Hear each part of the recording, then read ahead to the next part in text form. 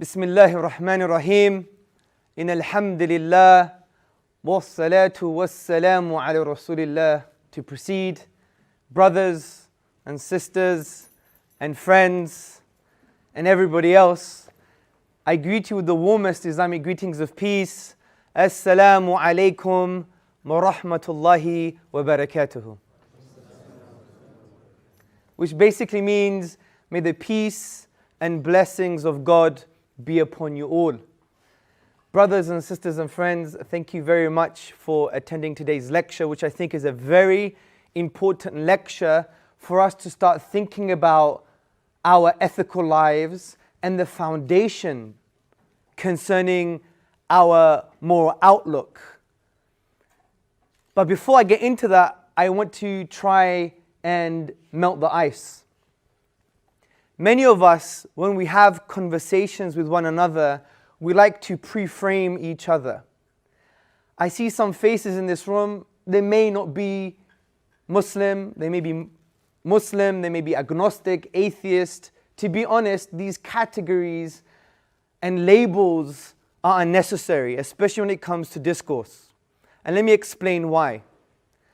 Because I think the problem in when we try to engage with each other's ideas is the problem of categorization, and it is the problem of pre-framing each other. And this is why I think we should follow what I would like to call a Quranic ethic when engaging with one another.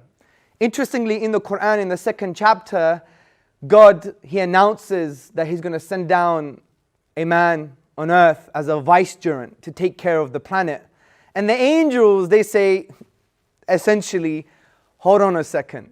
You're going to bring someone down that's going to create bloodshed and misery and war. And God says, I know that which you don't know. Now when we ponder upon these verses, and we don't just become desert romantics and sit back on the deck chair, touch the sand, look at the stars and write poetry to our beloved. But rather, if we scratch the surface, we see that essentially we should not use our previous experiences, our baggage, our limited perceptions, and pre-frame that onto new realities. Because, for example, I could do this test in this room and say to the Muslims, when you think of the word atheist, what comes to mind? Now, I've done this many times, and what many Muslims say, which is unfortunate, arrogant, pseudo-scientific, they think they know the truth, lost, deluded. And I've also done this with atheists. And what have the atheists said? Unfortunately, backward, extremist, terrorist, unnuanced, blind faith. So you see, both camps are pre-framing each other. And this is the biggest problem. We've pre-framed each other. And that's why we can't connect with one another. So the cliches concerning the atheists are obviously wrong. And the cliches concerning the Muslims is also wrong. But we don't get it. You know why? Because we're carrying this baggage. We're carrying this limited experience, these limited perceptions, and we're imposing it on these new realities. Even when you look at me, I'm not saying I'm popular, but maybe you've seen my debate with Professor Lawrence Krauss. Famous atheist, Hamzة Tزورتزس, has a debate with him. I come across in a certain way, I agree. At times I come across arrogant, at times humble, at other times a little bit confused. There's a whole myriad of emotional dispositions coming out. So I don't blame you if that's the only thing you saw and you came to this room and said, right, I'm going to get this guy. And that's why I really want to focus on this psychological element in the beginning, because it allows us now to listen to the words and the meaning that they represent, and not the personality or the emotions or our previous narrative. Imagine all human beings did this. We will all fall in love, right? So I think it's very important for us to connect that way. Inshallah, which means God willing. So today's topic, brothers and sisters, is if good and evil exist, then God must exist. And this is the summary of today's argument. If what we mean by good and what we mean by evil, if we mean those things in an objective sense, then God must exist. Let me give you an example of what we mean by objective. Imagine I had my 6-year-old son here, Zachariah, and all of a sudden, I pulled out my AK-47 and I shot him in the head. And I went, I think everybody, intuitively and within ourselves, even if we sideline our emotions, we would say that is not only immoral and evil, but it is objectively immoral and evil. Regardless if the whole room had a consensus and said, no, actually, according to his beliefs, according to his upbringing and his culture, it could be morally okay. I don't think anyone in this room is prepared to say such a thing. So we have this sense of ought within us, inbuilt, that we know some things are grey. Other things, there's no compromise. This is objectively, morally wrong, regardless if the whole of Cardiff, the whole of the UK, the whole of the world, or the whole of the universe came together and said, no, it is actually a good thing to do. You would still stand and say, no, it is an objectively, morally wrong thing to do. This is objective evil. My argument today is, if that's true, if we start with this axiom, which means a self-evident truth, and we'll build upon that premise, then God indeed exists. And I'm going to explain this. But I want to really be nuanced here and tell you what we are not saying. Number one, we are not saying the following: you can't be an atheist and display moral or good behavior. That's ridiculous. Some of the nicest people I've met are atheists. Like Professor Richard Norman. Had a discussion with him a few years ago. Great guy. You could have a pint of milk with him any day. Just to make it Islamic, because we don't drink. The second thing we are not saying, you have to believe in God to have moral traits, such as defending the innocent and feeding the poor. Of course not. Many atheists work for volunteer organizations. Many are activists, especially for liberal movements that want equality and rights and human rights for many countries. So they have their sense of what they think is right. Number three, we are not saying just by being a believer, you will have good behavior. You know this, Muslims, right? It's in our families, in our homes. We have issues. We're human beings. Nobody's perfect. So we're not saying these things in this argument. This is what we are saying. Number one, if God doesn't exist, then you can never say objectively that killing my innocent 6-year-old is morally wrong. Because moral values such as murdering innocent people for entertainment is wrong, and defending the innocent is good, will be just mere social conventions.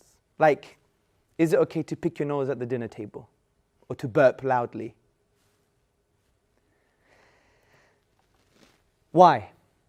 People are thinking now, but why is that the case? Why is it the case that in order for me to assert that killing an innocent 6-year-old is objectively morally wrong, why is it the case for me to assert this, then God must exist? Why? Because brothers and sisters and friends, without God there is no foundation for objective moral values. Why? Because think about the concept of God, of the divine reality.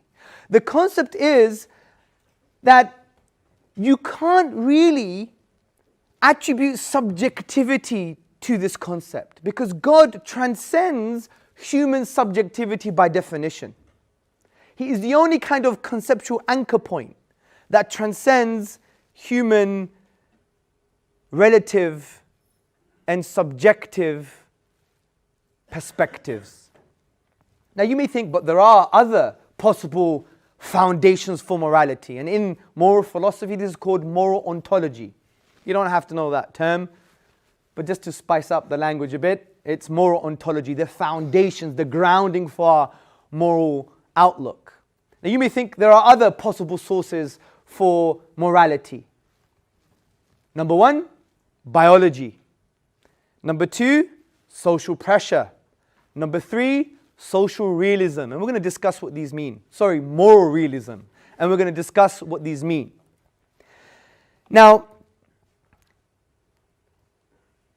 what's an interesting atheist position, before we get into the other alternatives, is that some academic atheists have said, you know what? It's true. If you remove the divine out of the picture, we can never assert, according to our framework, our model, our worldview, our atheistic philosophy, if one exists.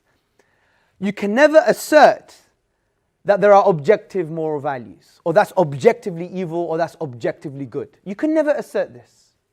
Some academic atheists have asserted such viewpoint. They said it's just all relative. For example, the late Professor J.L. Mackie, in his book Ethics, Inventing Right and Wrong, he says the following on page 15, and it was published by Penguin. He says, there are no objective values. The claim that values are not objective are not part of the fabric of the world, is meant to include not only moral goodness, which might be most naturally equated with moral value, but also other things that could be more loosely called moral values or disvalues, rightness, wrong and wrongness, duty, obligation, and actions being rotten and contemptible, and so on. So essentially, J.L. Mackie is saying we can't really establish an ontological basis, a foundation to ground our morals so we could assert that they are objective. And that's what he felt concerning the atheistic position. And it is no wonder Professor Ian Markham explains in his book Against Atheism, God explains the mysterious ought pressing down our lives, and God explains the universal nature of the moral claim. As God is outside of the world, God the Creator can be both external and make universal commands.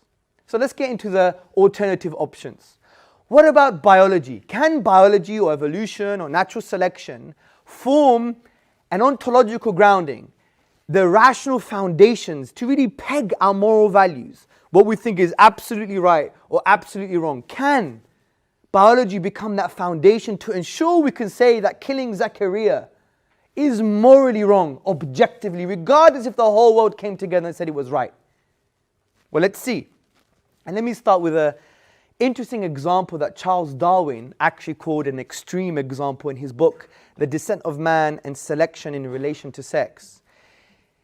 He says, if men were reared under precisely the same conditions as hive bees, there can hardly be a doubt that our unmarried females would, like the worker bees, think it a sacred duty to kill their brothers, and mothers would strive to kill their fertile daughters, and no one would think of interfering. Because if we were just a reaction to social biological conditioning, then if we were reared like the hive bees, then we could be doing these things that we now consider immoral. Take, for instance, if we were to be reared just like the nurse shark. The nurse shark actually wrestles with its mate, which is tantamount to rape. So if we were reared according to the same conditions as the nurse shark, then we wouldn't be saying rape is morally wrong. This was Charles Darwin's view, in terms of giving an extreme example to say, well, if we were just a reaction to social biological conditioning, then there is a particular issue. It doesn't ground it objectively because it's relative to biological changes. It is no wonder Michael Rules, the philosopher of science, is an atheist also, in his Evolutionary Theory and Christian Ethics in the Darwinian Paradigm. He says, morality is a biological adaptation no less than our hands and feet and teeth. I appreciate that when somebody says, love thy neighbor as thyself, they think they're referring above and beyond themselves. Nevertheless, such reference is truly without foundation. Morality is just an aid to survival and reproduction. Any deeper meaning is illusory. This is his views, and he is an atheist. Now, Professor Dan Dennett, who wrote the book Consciousness Explained, I believe in 1991, he tried to argue that we don't really have what I would call the subjective inner experience. He argues it's an illusion because he's like a type A materialist, which basically means that there is no what it is to be like. For example, Hamzة, he has a strawberry, and there is a particular subjective phenomenal experience, which is like the experience that is only unique to myself. What it is like for Hamzة to eat a strawberry. He almost denies that and says it's just neurochemical patterns in the brain. You don't have this inner experience. And he writes somewhere else that basically the idea of rights, human rights, from a Darwinian perspective, I believe he quotes someone else, he says, is nonsense upon stilts. We've just elevated our sense of human rights, they're objectively good. You know, these liberal, neoliberal human rights, the UN Charter on Human Rights, these are objectively good. The whole world must come and agree to them. Unfortunately, even sometimes at the barrel of a gun. But yet, even from a philosophical perspective, it's nonsense on stilts. Because where's your ontological foundation? Where's your rational grounding to ensure that these are objective? Because if you're trying to look for an objective basis, you're going to be looking at God, not at biology. Now, some may argue, okay, fine, evolution may not give you the answers. What about natural selection, though, which is particular to evolution? Now, they may say, well, natural selection can provide us with that kind of rational foundation. Well, this is not true either, because all that natural selection can do is provide us with the capacity to formulate ethical rules. It doesn't give us the foundation for objective moral truths, or the foundation to see and acknowledge and assert that this is objectively evil. This is why the moral philosopher Philip Kitcher, he writes, all that natural selection may have done for us is to equip us with the capacity for various social arrangements and the capacity to formulate ethical rules. And this is cited from the moral argument by Mark D. Linville in the Blackwell Companion to Natural Theology. So biology is not an explanation for our sense, that inner kind of assertion that some things are objectively right and some things are objectively wrong. Someone may argue, like many humanists argue, especially humanists from the British Humanist Association. I had a discussion with Andrew Compson, who I believe heads the group in the University of Birmingham. And he asserts that the way we get our morals objectively is through coming together as human beings. Fair enough. That equates to social pressure. But if social pressure becomes a kind of foundation for objective morals, we have a few issues. The first issue is, and yes, I know some people think this is the minute you cite Nazi Germany is the minute you lose an argument. No, that's not actually true. I want you to understand the example. There was a form of social pressure that killing Jews was okay in Nazi Germany. Yes, there were people who disagreed with this. Yes, there were activists who were fighting against this. We know that. But there was a consensus that it was morally okay. If we accept that as a basis for our moral values to make them objective, then we're in trouble. How can we objectively say that killing 6 million Jews is objectively morally wrong? It's objectively evil. As a theist, I can say that. As a non-theist, using social pressure as an argument for the basis of my moral outlook, that would be very problematic. How can you say such a thing? How can you say, for example, back in history, according to Hindu culture, if the husband were to die first, his wife would have to throw herself into the fire where he's being cremated? How can we say that's objectively morally wrong if we cite social pressure? We cite this coming togetherness to agree on particular morals and values. And if we understand, for example, society properly and we study social psychology or social constructionism, we see that society is not this static thing, it changes. For example, if you read the book Social Constructionism published by Routledge by Vivian Burr, she argues that there are certain constructs in society.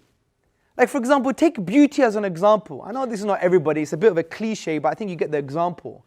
We have this L'Oreal because I'm worth it culture. And we have this reductionist view on beauty. Like you may see sometimes in the magazines, I love my husband because he has great cheekbones. And what about the rest of him? Right? So we have this reductionist view on beauty because unfortunately, via capitalism and avid materialism and neoliberalism, I would argue, combine all of these things together in a cocktail, they create dispositions that actually view beauty in that way. But it's very hard sometimes, especially in a popular culture sense, to understand beauty in a holistic way. The inner beauty, plus the outer beauty, plus the whole is greater than the sum of its parts.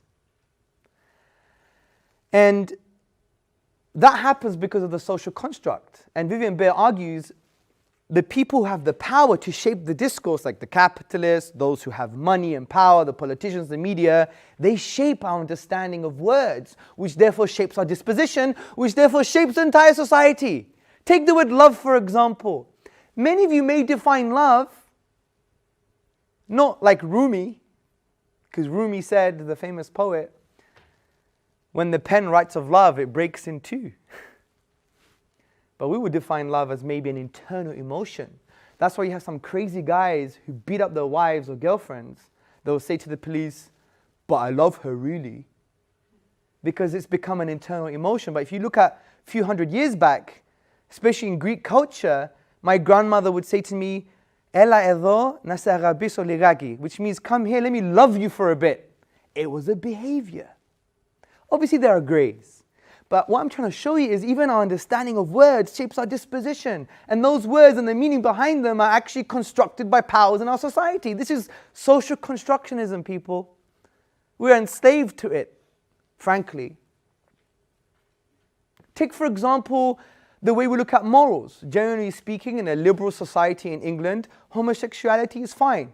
By the way, I'm not passing any judgments before anyone wants to report me, yeah? Because you get so much rubbish on the web. I just have to put these caveats all the time, yeah? I'm using it as a friendly, warm, compassionate example. Is that fine? So, let's take homosexuality as an example. 50 years ago, or even, not even 50 years ago, it was seen as a disorder. I'm not passing a judgment, yeah? But now it's seen as something that's okay, right? Why is that the case? Because society changes based upon power struggles, different ethical viewpoints, different ideologies that are being adopted, and that's life, that's society.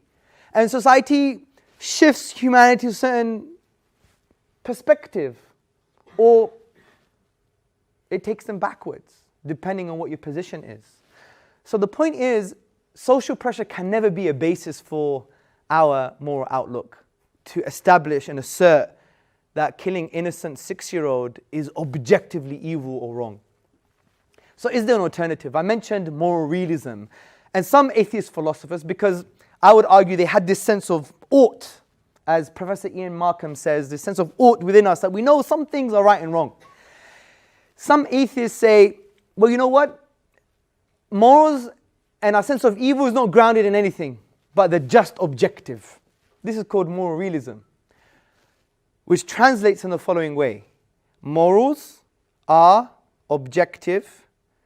Evil is objective because it just is. They just are. Frankly, that's not an argument.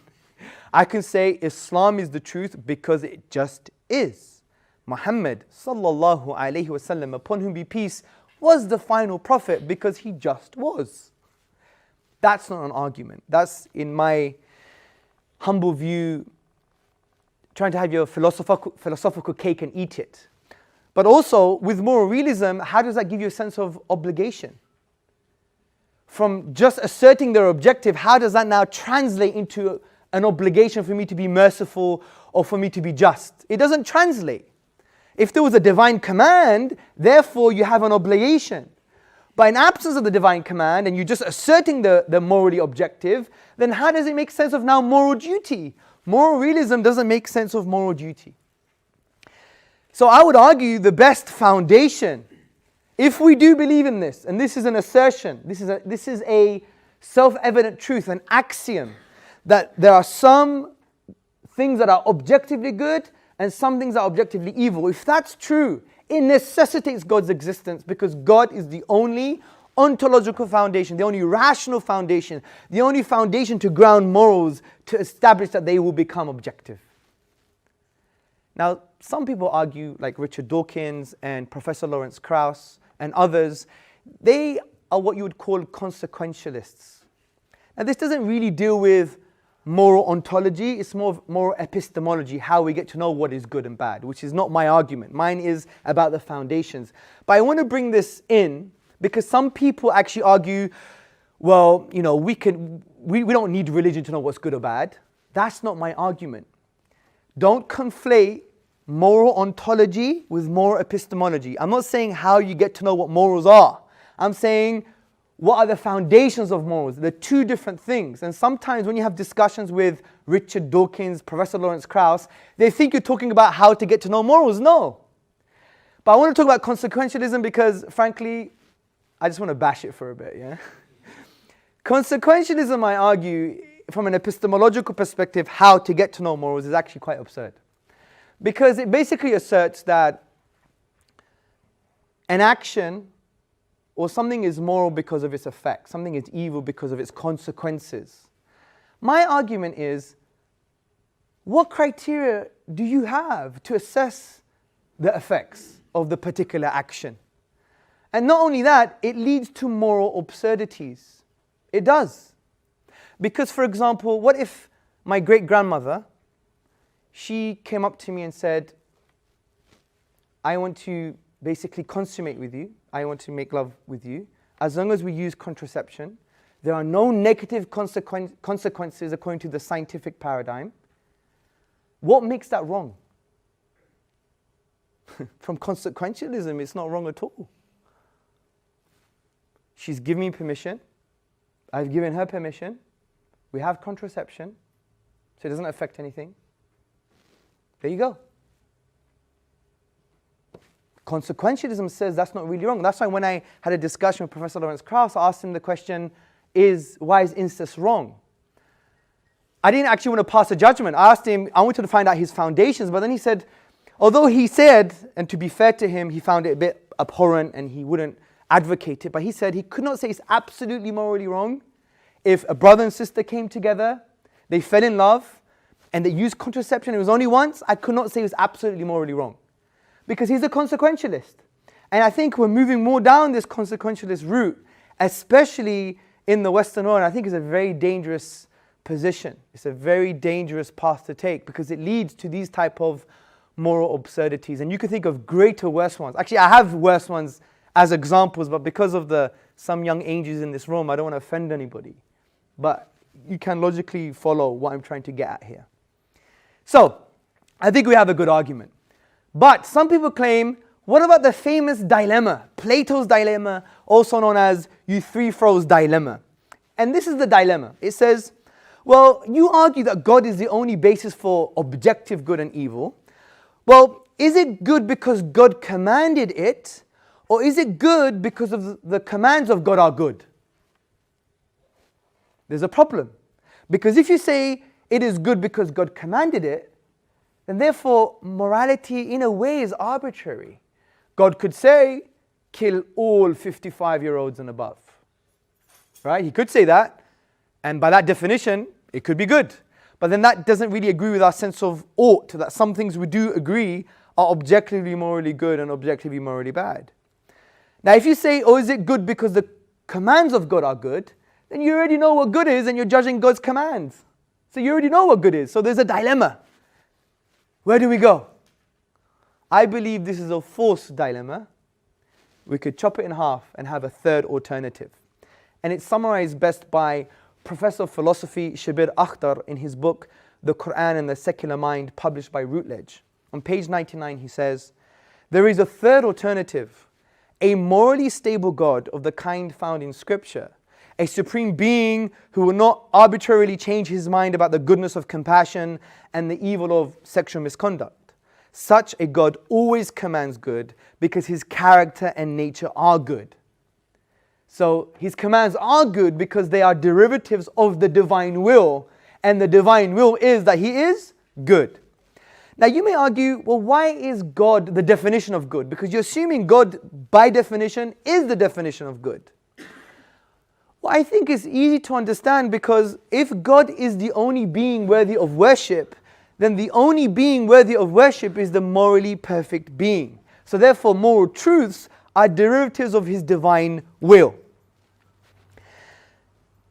This is no wonder Richard Taylor in Ethics, Faith and Reason, he says, contemporary writers in ethics who blithely discourse upon moral right and moral wrong and moral obligation without any reference to religion are really just weaving intellectual webs from thin air, which amounts to saying that they discourse without meaning. Now, let me give you the Islamic basis for this argument. Now, Islam, especially when you read the Quran, many verses imply that good and evil have an objective nature. Okay? For example, the Quran says in chapter 4, verse 78, if any good reaches them, they say this is from God. But if any evil befalls them, they say this happened because of you. Say all things are from God.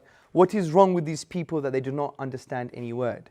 So the verse itself assumes that that good is actually good and that evil is actually evil. So it's not basically saying that good that may be relative.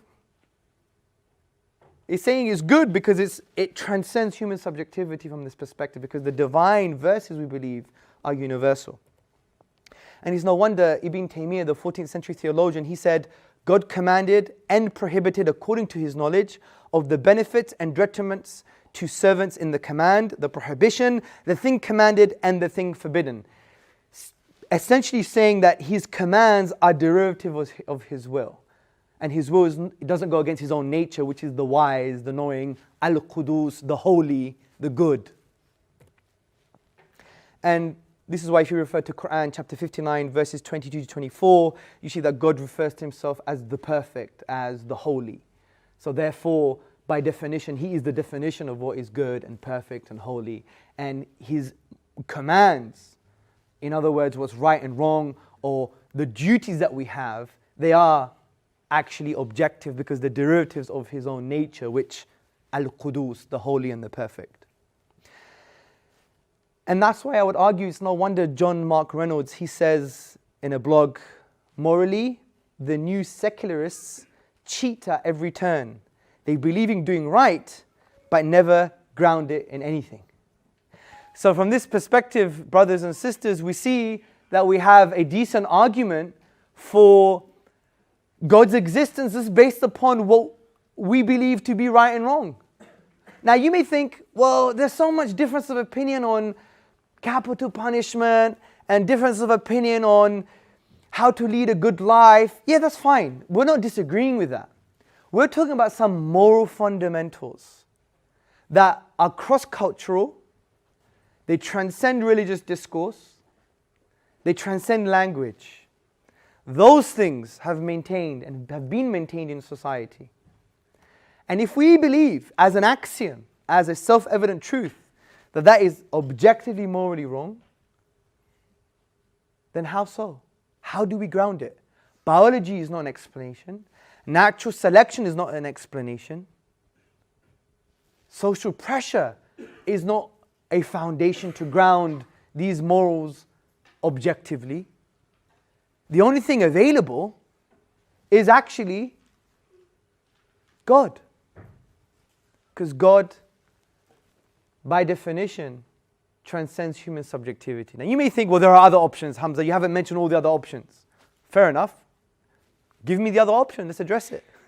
Let's talk about the other option. Let's talk about it seriously. Let's not say you're wrong because there are other options. This is called the fallacy of the phantom option. There's a ghost option available. We haven't seen it, but we believe in it, and you're wrong, right? Don't bring up the kind of phantom option, okay? And you may also argue, what about Sam Harris, one of the four horsemen, the neo-atheists? Sam Harris wrote the book, The Moral Landscape, How Science Determines Moral and Ethical Values, I believe it's called. If you read his book, I don't think he has a good case for science actually being a basis for objective morals. Now, just to summarize his argument, he talks about the peaks and the troughs of well-being. So the peaks on his moral landscape are what you would call well-being. The troughs is what you call suffering. So he says everything that equates to well-being is morally good. Everything that equates to suffering is morally evil. But there are some issues here, and he actually admits this towards the end of his book. What about, for instance, thieves? If I stole £1,000 from a multi-billionaire, hasn't harmed him at all. It's increased my well-being. Is that a morally good act now because it's increased my well-being? What about non-penetrative pedophilia? What if, and there's no psychological effect, right? From a consequentialist perspective. He's 11, 12, say. And it's non-penetrative, but they do everything else. And he's happy. He has a sense of well-being, and so has the man. According to Sam Harris, then it's on the peaks. And that's why sometimes from our intuition, we could see that his moral landscape actually becomes a moral rubbish tip, frankly. But anyway, that's my view. I could be wrong. By the way, everything I've said today, I entertain the fact that I could be totally wrong. I'm not saying this in some kind of arrogant way and claim to be an amazing academic. I'm not. I gave you some of the references of the books that I referred to. These are easy concepts to understand. They may be dealt with, broken down. If so, I want to have this conversation with you, honestly, yeah? Because I like to not take pride. Pride's a bad thing Islamically from a spiritual perspective, but you know what I mean. That I'm willing to change my mind on argumentation and how we approach these issues. So, I hope you enjoyed yourself, and I hope we have a very good Q&A. And in light of the Islamic ethic, the Prophet, upon whom be peace, sallallahu alaihi wasallam, said, the cure to ignorance is to ask and learn, and this is the perfect time for both of us. Assalamu alaikum. Thank you very much.